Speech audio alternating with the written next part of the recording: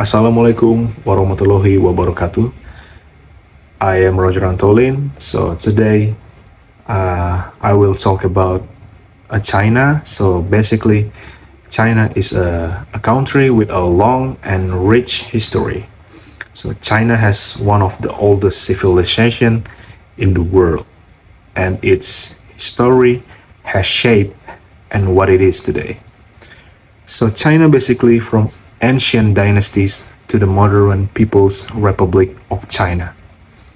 So its government has changed and adapted over time. Economically, China has become a global giant mixing socialist ideas with market strategies. So this economic growth creates many opportunities for international businesses.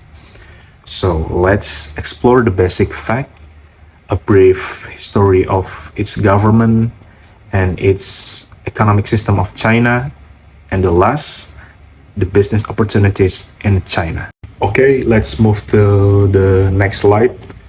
So the next slide is list of the contents. So the first one is basic facts about China.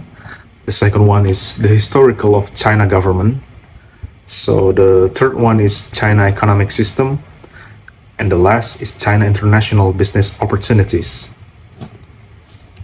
Okay, basic facts about China. So China is officially known as the People's Republic of China, or PRC, is the largest country in East Asia and the most populous country in the world, with more than 1.4 billion inhabitants located in East Asia. So China has a long and rich history, being one of the oldest civilizations in the world, with a rich and diverse culture. The following is basic but detailed explanation of China. So China has an area of approximately 9.6 million square kilometers, making it the fourth largest country in the world after Russia, Canada, and the United States. So this country has experienced changing dynasties over thousands of years, from the legendary Xia dynasty to the most recent Qing dynasty. So the next slide. So China is a socialist country with Chinese Communist Party, or CCP, as the ruling party. Its political system is based on the ideology of Marxism-Leninism. The president of China currently held by Xi Jinping. So he acts as a head of state and head of government. The political system is based on the one-of-party concept, in which the CCP hold completely control over the country, political, economic, and social policies.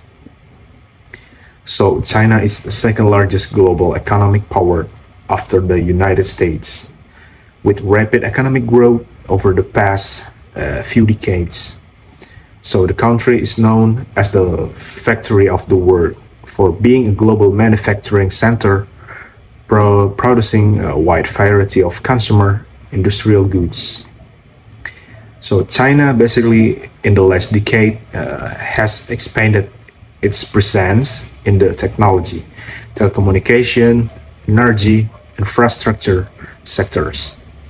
So the country has complex relationship with other countries, especially with the United States, and also has a significant role in international organizations such as the WTO, or World Trade Organization, and the IMF, or International Monetary Fund.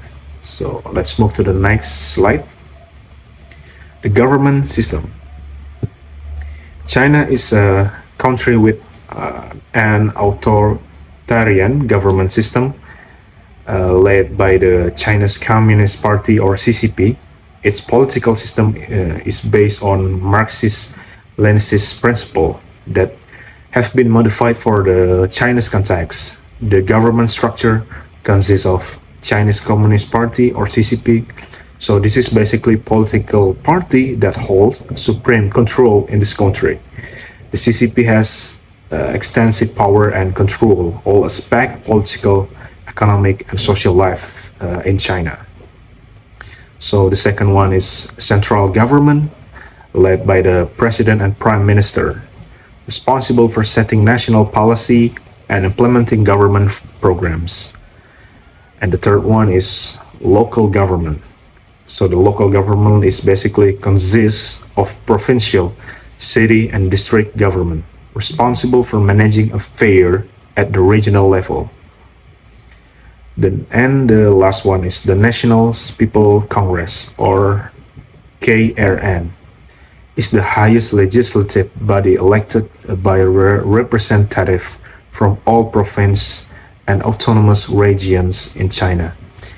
Despite its role in the legislative process, important decisions are still determined by the CCP. Let's move to the next slide. Economic system. So, China has adopted an economic model known as socialism with Chinese characteristics. So, despite its socialist roots, China's economy has undergone significant transformation since economic reform in 1978. Its economic system can be described as follows. Mixed economy. So basically China combines element of market economy with strong government control, although most sectors of the economy have been removed from state ownership. So the government still maintains significant control over key sectors and regulates its economic policy through 5 years plan. So the second one is foreign investment. So basically China has opened up to foreign investment and made it an integral part of its economic growth. So various incentives are provided to foreign investors to attract foreign capital to China. And the third one is export and manufacturing. So basically China is a global manufacturing power and a production center of variety of goods, including textiles, electronic, and transportation equipment. So export are one of the main driver of the China economic growth. Let's move to the next slide. So in the last slides is international business opportunity. So in China, we can find business opportunity like export and import. Like with trading goods between Indonesia and China can be promising business opportunity. Indonesia can export its superior products such as coffee, palm oil, rubber, swallow nuts, and other agricultural products to China. On the other hand, China's manufacturing product, electronic, textiles, and industrial equipment can be imported into Indonesia. And the second one is e-commerce. So,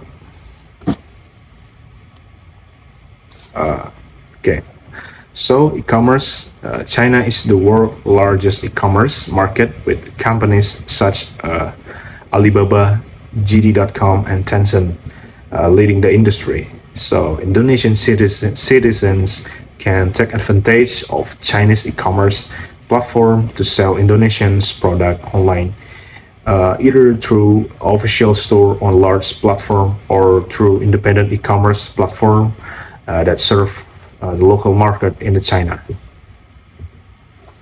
So that's all my presentation. So thank you.